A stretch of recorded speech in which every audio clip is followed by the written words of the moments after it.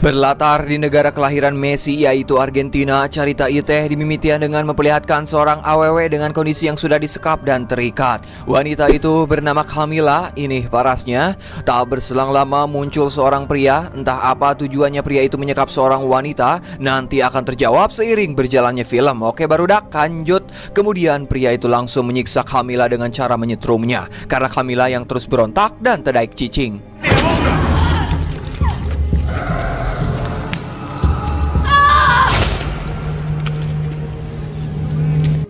Singkat cerita, 3 bulan kemudian kita akan disuguhkan dengan pemandangan-pemandangan yang biang dari negara Lionel Messi yaitu Argentina.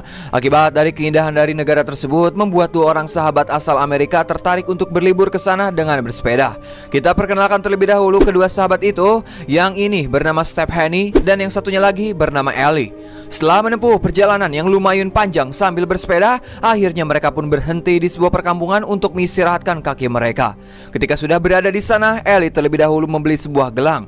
Kemudian Stephanie mengatakan bahwa di tempat ini ada destinasi curug atau air terjun yang sangat indah dan jaraknya tidak jauh dari kampung tempat mereka berada sekarang. Namun sebelum ke curug, mereka terlebih dahulu mencari penginapan untuk beristirahat malam ini. You like it already. Lantas mereka pun bertanya kepada seorang ibu-ibu yang sedang membersihkan monumen atau tugu. Terlihat pada monumen itu terdapat banyak sekali orang-orang yang telah menghilang atau diculik di desa tersebut, dan sampai sekarang keberadaan mereka semua belum diketahui. Lantas Stephanie mengatakan kepada ibu itu, "Bu punten, ari penginapan nu deket paling mananya?" Si ibu itu menjawab, "Oh lurus aja neng, kege diharap aya penginapan bernama Rosa Maria." "Oh nyanuhunnya bu." Kemudian mereka berdua pun melanjutkan perjalanannya. Singkat cerita, sesampainya di penginapan, mereka terlebih dahulu melakukan reservasi untuk mendapatkan satu kamar. Dikarenakan hari ini adalah malam terakhir mereka, kemudian Stephanie mengatakan kepada ibu itu, "Apa kau tahu jam berapa bus ke Posadas berangkat?" Posadas ini merupakan salah satu kota yang ada di Argentina, nya barudak. Lantas ibu resepsionis itu menjawab, "Jam 8 pagi neng, dan hanya 1 kali dalam sehari." Setelah mendapatkan kamar, Ellie yang sudah tidak tahan dengan bau badannya, ia pun langsung mandi. Sedangkan Stephanie menyetel alarm agar mereka tidak kesiangan.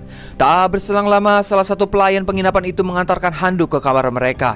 Namun anehnya tidak menunggu sampai Stephanie keluar, pelayan itu hanya menaruh handuknya di lantai begitu saja. Di sini Stephanie pun merasa aneh pada pelayan penginapan tersebut. Here are your towels. Setelah mereka berdua selesai mandi, mereka pun mendatangi sebuah bar yang berada tidak jauh dari penginapan mereka. Di sini mereka akan bersenang-senang dan mencoba menggoda salah satu pria lokal Argentina. Bahkan mereka sepakat untuk tidak menghubungi kekasih mereka untuk malam ini demi kesenangan sesaat. Akibat tatapan Ellie yang memukau, pada akhirnya menarik salah satu pria bernama Cuco, dan dirinya pun mendapatkan traktir minuman darinya. Tak lama kemudian datang seorang pria lagi, di mana pria itu menjadi pusat perhatian Stephanie. Dan sekarang mereka berdua sudah punya incarannya masing-masing. Kemudian Ellie pun memutar sebuah lagu kesukaannya di bar itu. Tak lama pria incaran dari Stephanie pergi menuju toilet. Ellie yang melihatnya pun mulai mengikutinya dengan harapan pria itu mau berkenalan dengan Stephanie. Kita perkenalkan terlebih dahulu, pria ini bernama Michael. Setelah berkenalan, Michael yang masih kuat iman, ia pun malah memperingatkan kepada Ellie supaya tidak jauh-jauh dengan Stephanie. Merasa ditolak untuk berkenalan, akhirnya Ellie pun mencoba menggoda Cuco dan datang ke mejanya. Karena pada dasarnya ini adalah malam terakhir mereka, Ellie pun mau-mau saja dengan si Cuco yang padahal mereka baru saja berkenalan. Sementara Stephanie merasa kebingungan dan harus berbuat apa karena dirinya gagal berkenalan dengan pria incarannya yaitu si Michael. Maka dari itu Stephanie memilih kembali ke penginapan saja daripada harus menunggu Ellie yang sedang cipokan dengan kenalan barunya.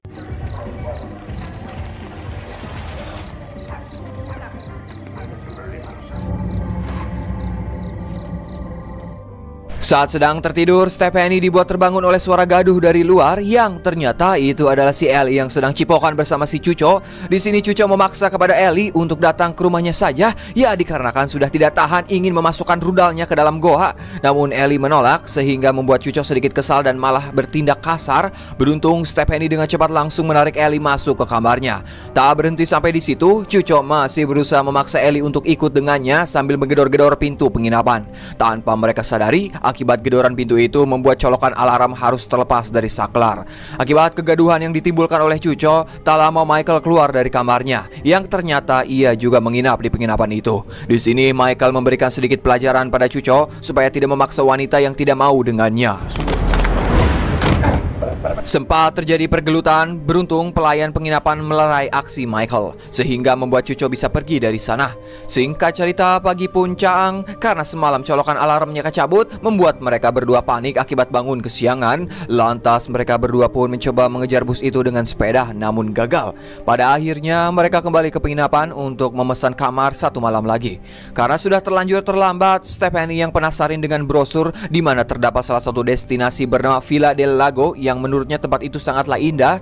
Akan tetapi si ibu resepsionis mengatakan bahwa tempat tersebut sudah sangat sepi pengunjung, layaknya kota mati. Jadi ia menyarankan kepada Stephanie dan Ellie untuk pergi ke curug alias air terjun saja, yang kebetulan letaknya tidak jauh dari penginapan. Singkat cerita, berangkatlah mereka berdua menuju air terjun tersebut menggunakan sepeda.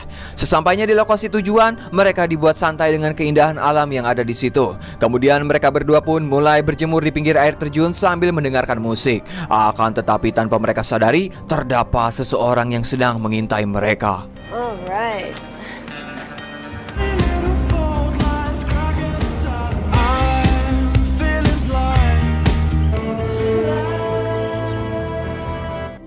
Setelah beberapa jam berjemur di sisi curug, Stephanie pun mulai mengajak Ellie untuk pergi ke destinasi selanjutnya. Namun Ellie menolak keras karena dirinya masih nyaman di tempat ini dan ingin berjemur lebih lama lagi.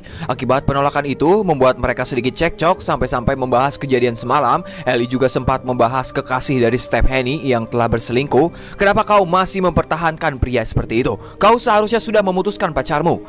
Stephanie yang mendengar perkataan dari Ellie pun cukup kesal. Pada akhirnya ia pergi duluan dan meninggalkan Ellie di sana sendirian. Ketika sudah sampai di pintu keluar, Stephanie pun berhenti sejenak, berharap Ellie muncul dan menyusulnya.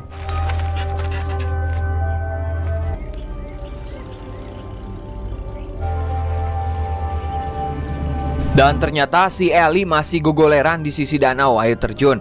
Ya, Stephanie berpikir mungkin Ellie beneran marah kepadanya. Hingga akhirnya Stephanie pun kembali melanjutkan perjalanannya sendirian dengan sepeda. Sedangkan Ellie yang masih bersantai sambil mendengarkan musik, ia pun sadar bahwa apa yang dikatakannya telah menyakiti sahabat baiknya. Untuk itu, Ellie pun mencoba mengirim pesan kepada Stephanie dan meminta maaf sambil mengajaknya makan siang. Sementara Ellie yang masih berada di sana pun sempat dibuat ketakutan karena ia mendengar suara dari belakang semak-semak.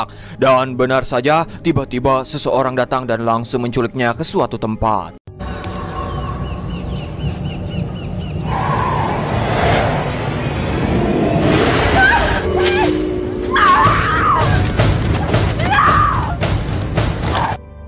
Singkat cerita, hari sudah semakin sore, namun si Ellie belum juga kembali.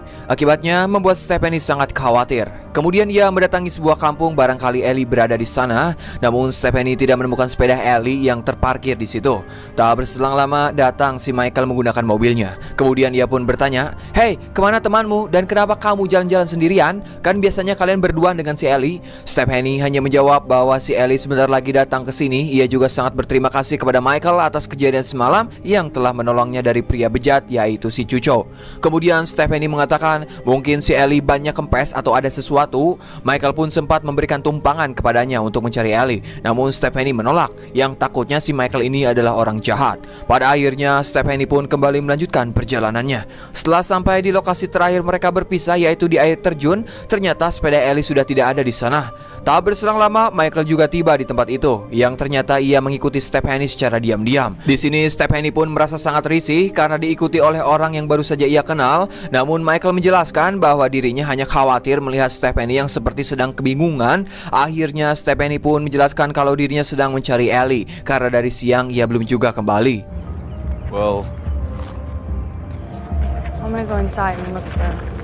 Kemudian Stephanie mencoba menelpon Ellie dan disinilah kekhawatirannya semakin menjadi-jadi setelah ia menemukan ponsel milik Ellie yang tergeletak di tempat tersebut. Tak hanya itu, Michael juga menemukan bercak darah yang lokasinya tidak jauh dari HP milik Ellie. Michael berpendapat mungkin saja itu adalah darah si Ellie. Namun anehnya, si Michael tidak memberitahu Stephanie tentang bercak darah yang ia temui. Lantas Stephanie mencoba menelpon polisi dan terlihat nampaknya si Michael ini seperti tidak suka saat Stephanie menelpon pihak kepolisian. Kemudian mereka pun menunggu di pintu keluar air terjun sampai pihak polisi datang. Tak berselang lama, akhirnya datanglah polisi itu menggunakan mobilnya. Polisi itu bernama Calvo. Ini jelemana. Nampaknya Michael dan Calvo sepertinya sudah saling kenal. Terlihat saat mereka berdua bersalaman dan saling mengobrol. Kemudian Calvo pun mulai mengajak mereka kembali ke lokasi TKP. Barangkali menemukan petunjuk selanjutnya. Namun sayang, mereka tidak menemukan apa-apa lagi di sana. ¿Lo hai tirado? Sí. Creo que discutieron.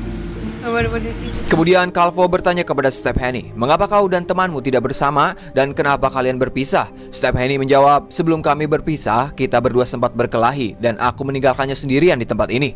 Lantas Calvo menyimpulkan, mungkin saja Ellie sedang berada di tempat lain dan lupa membawa HP-nya. Calvo juga memastikan bahwa temanmu baik-baik saja. Jangan khawatir, pasti dia kembali lagi ke sini jika dia sadar bahwa HP-nya ketinggalan. Loh, ada apa dengan polisi ini? Kok bisa menjawab seperti itu? Mendengar perkataan dari si Calvo, Stephanie tidak terima dengan kesimpulan yang ia berikan. Stephanie juga menjelaskan bahwa semalam Ellie sempat berkenalan dengan seorang pria sambil menjelaskan bentuk fisik dari pria itu. Dia tinggi, berambut coklat. Namun si Calvo malah menjawab, "Kau baru saja menggambarkan setengah warga Argentina." Ditambah Stephanie juga tidak tahu nama dari pria yang Ellie kenal semalam, yaitu si Cuco. Dikarenakan Stephanie yang terus memaksanya untuk mencari Ellie, Calvo pun meminta kepada Stephanie untuk datang ke kantornya saja dan membuat laporan. You may make a report if you want. Thank you. I think I can handle the situation from here.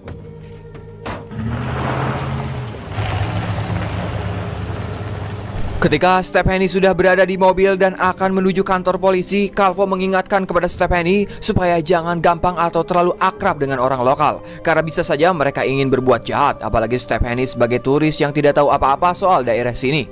Singkat cerita, ketika sudah sampai di kantor polisi, di situ Stephanie melihat banyak sekali berkas atau kasus orang hilang yang sepertinya belum ditangani. Setelah selesai membuat laporan, Calvo pun memperbolehkan Stephanie untuk pergi. Namun Stephanie menolak dan tidak langsung pergi begitu saja sambil mengatakan, "Kita harus keluar mencarinya. Kita masih bisa membentuk grup pencari sebelum malam." Lantas Calvo menjawab, "Apa katamu? Grup pencari? Kau pikir kau ada di mana? Di sini bukan Amerika." Calvo juga mengatakan bahwa kepolisian di daerahnya memiliki masalah, yaitu kekurangan anggota. Jadi saat ini Calvo tidak bisa menangani langsung laporan Stephanie. Jika Ellie belum juga kembali keesokannya, barulah Calvo akan mengirimkan laporan ini kepada kantor pusat. Dari jawaban itu membuat Stephanie sangat kesal. Kok bisa kekurangan anggota, padahal di Konoha malah rela bayar mahal buat jadi anggota?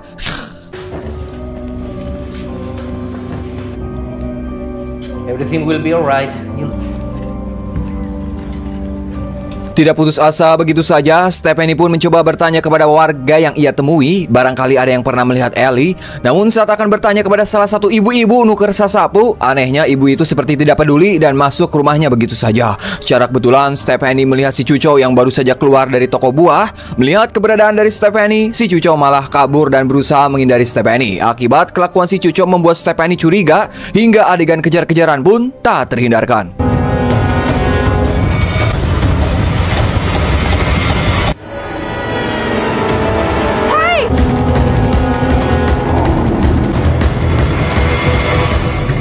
Namun sayang, Stephanie tidak dapat mengejar si Cuco. Pada akhirnya ia pun memutuskan untuk kembali. Akan tetapi setelah kembali, sepeda miliknya sudah rusak, entah siapa pelakunya. Di sini Stephanie berpikir mungkin saja pelakunya merupakan orang yang sama atas hilangnya Ellie.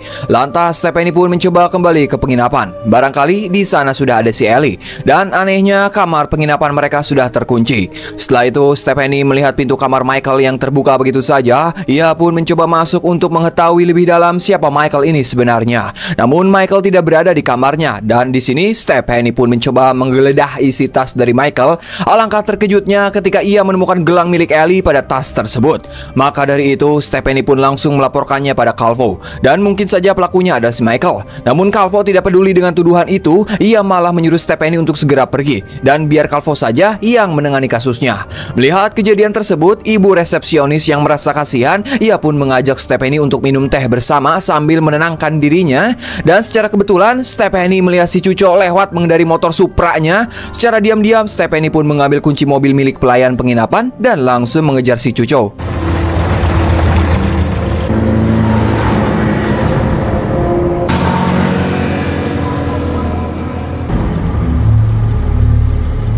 Setelah diikuti, ternyata Cuco masuk ke kawasan kota mati yaitu Viva del Lago atau tempat yang pernah diceritakan oleh ibu resepsionis. Melihat hal tersebut, Stephanie berpikir mungkin Ellie telah diculik dan dibawa ke sana. Tanpa rasa takut sedikit pun, Stephanie langsung masuk ke kawasan tersebut. Dan bisa dilihat bangunan-bangunan yang ada di sana sudah hancur lebur, entah karena sebuah perang atau apa.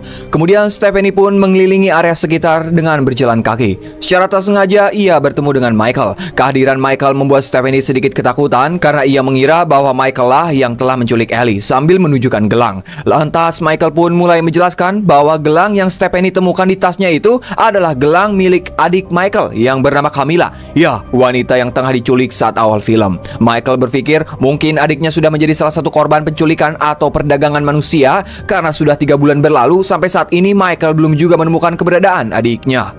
Where did you get this? Look at this, okay? Right around here. That's her bracelet. I've been up and down these roads 100 times looking for her. Dan kenapa Michael tidak suka saat Stephanie menghubungi polisi? Karena ia sudah tahu bagaimana pelayanan kepolisian di sini. Ia juga sangat kecewa dengan kinerja Calvo yang tidak gercep saat menangani kasus orang-orang hilang. Setelah mendengar semua penjelasan dari Michael, Stephanie merasa bersalah karena telah mencurigai Michael yang padahal nasib Stephanie sekarang sama seperti Michael, yaitu sedang mencari orang yang mereka sayangi. Menurut info yang didapat oleh Michael, para pelaku penculikan mengirim korban-korbannya ke negara Paraguay. Tentunya untuk dijadikan wanita pemuas nafsu para pria hidung belatung. Mendengar cerita itu, Stephanie pun semakin khawatir dan tak tahu harus mencari kemana lagi. Maka dari itu Michael pun mulai mengajak Stephanie berpencar untuk memulai pencarian, di mana para komplotan itu menyekap korban-korbannya.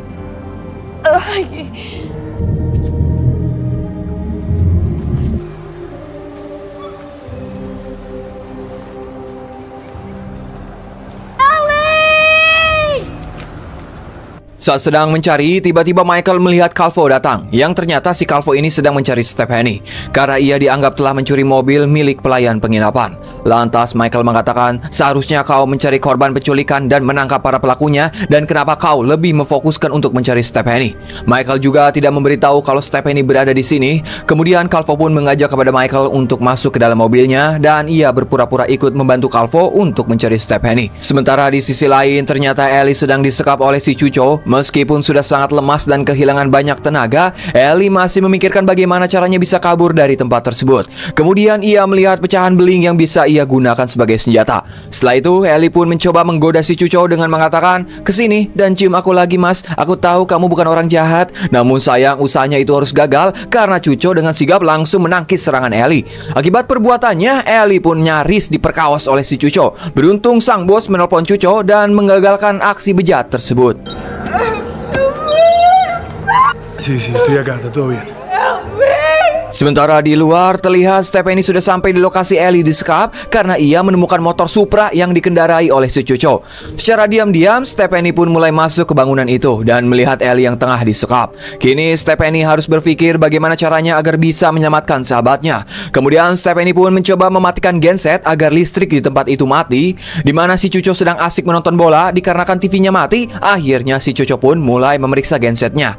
Pada kesempatan itu, Stephanie gunakan untuk melepaskan ikatan pada Ellie dan segera pergi dari sana. Namun sayang, Cuco yang sudah kembali menyalakan genset dan menyadari kehadiran Stephanie, dengan cepat ia pun mengejar mereka. Hingga adegan udag-udagan pun tak terhindarkan.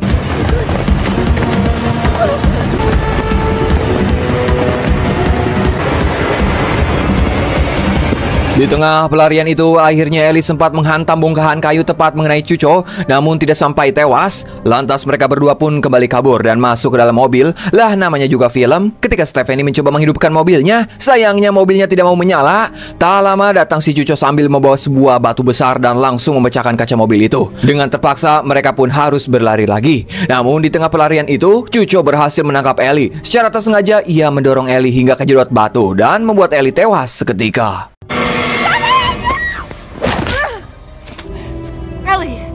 Ellie! Melihat sahabatnya tewas membuat Stephanie sedih dan marah, ia pun mencoba menghajar si Cuco. Tak berselang lama, Calvo dan Michael datang ke tempat itu. Kemudian Calvo pun langsung menodongkan pistolnya ke arah si Cuco, hingga dirinya tidak bisa berbuat apa-apa lagi. Kemudian Calvo pun menyuruh kepada Stephanie untuk segera masuk ke dalam mobilnya. Akan tetapi ketika sudah berada di dalam mobil, Stephanie menemukan paspor milik Ellie, yang berarti Calvo dan Cuco sudah bersekongkol. Lantas Stephanie pun berteriak kepada Michael bahwa polisi itu juga pelakunya. Dengan cepat Michael pun langsung mengambil pistol yang ada di saku Calvo. Michael pun bertanya, "Di mana Camilla?" sambil mendorongkan pistolnya ke arah Calvo dan Cuco. Sementara Stephanie harus terjebak di dalam mobil karena pintu mobil yang terkunci otomatis. Kemudian Calvo menjawab bahwa Camilla sekarang masih ada dan kondisinya baik-baik saja. Namun jika Michael ingin menyelamatkan Camilla, sepertinya tidak mungkin karena bos Calvo merupakan sindikat penjualan manusia besar yang memiliki tentara bersenjata bayaran. Di sini Calvo memberikan penawaran, ia akan membawa Stephanie dan menyerahkan Camilla kembali pada Michael. Mendengar perkataan itu, dengan terpaksa Michael pun memutuskan untuk menyerahkan Stephanie. Akan tetapi ketika Michael berbalik badan, Calvo langsung menembak Michael hingga tewas.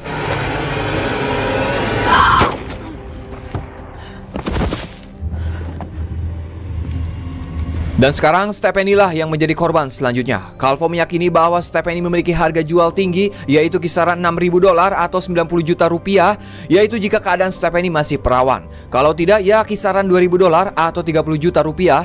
Ketika Stephanie sedang disekap, ia terus memberontak sehingga Calvo harus menenangkannya dengan cara disetrum, sama seperti yang dilakukan pada Camilla di awal film. Namun sebelum itu, bos mereka tiba-tiba menelpon dan memerintahkan untuk segera mengirimkan wanita malam itu juga. Setelah itu, Calvo dan Cuco pun membius Stephanie terlebih dahulu. Kemudian membawanya melewati jalur sungai menggunakan kapal kecil. Saat berada di perjalanan menggunakan kapal, Stephanie yang tidak mudah menyerah begitu saja, ia pun berusaha melarikan diri dengan menggunakan jaring ikan dan ia berhasil mendorong dan menenggelamkan si Cuco.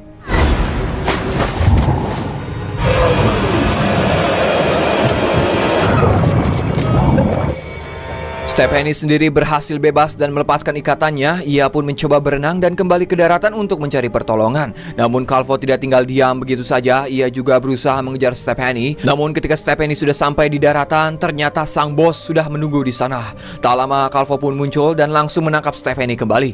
Di sini sang bos memperingatkan kepada Calvo, jika ia berani menyakiti atau membuat Stephanie terluka, maka dipastikan kau juga bakal tewas. Karena sekarang Stephanie merupakan aset miliknya.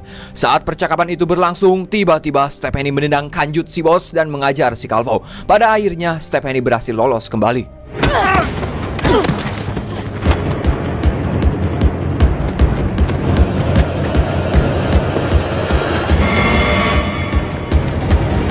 Calvo yang belum menyerah, ia pun kembali mengejar Stephanie sambil membawa senjata hingga sampailah Stephanie di sebuah dermaga. Di situ Stephanie mencoba membangunkan kru kapal yang tertidur, namun dari arah belakang tiba-tiba Calvo melepaskan tembakannya tepat mengenai si kru kapal yang tidak tahu apa-apa.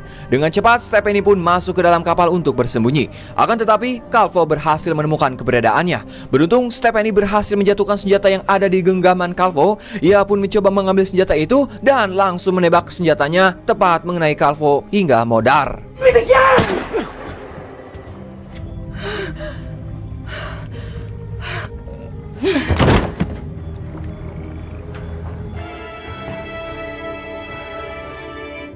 Adegan terakhir pun memperlihatkan Stephanie yang berhasil selamat. Tak berselang lama, dari arah kejauhan muncul sebuah mobil. Stephanie yang melihatnya pun langsung mengambil sebuah batu dan bersiap akan menghantam orang yang ada di dalam mobil itu. Dan ternyata mobil itu adalah kendaraan militer yang kebetulan melintas. Kemudian turun salah satu tentara wanita dari dalam mobil dan mencoba menenangkan Stephanie. Pada akhirnya Stephanie pun berhasil mendapatkan pertolongan oleh pihak militer yang ada di negara tersebut.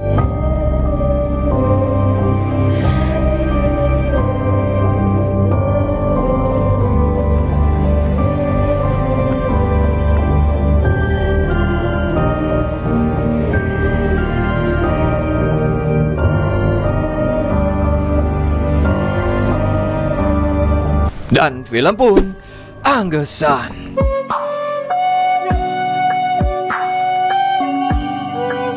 Well, mungkin segitu info di pusat mengabarkan. Saya Dharma yang bertugas di perbatasan bumi dan Mars mengucapkan hatur nuhun. Dan tak luput, saya selalu mendoakan kalian semua diberi kesehatan selalu, dilancarkan rezekina, dipermudah segala urusana. Silakan Bapak Hansip, the one and only closingan. Wassalamualaikum bro. Atas nama ya.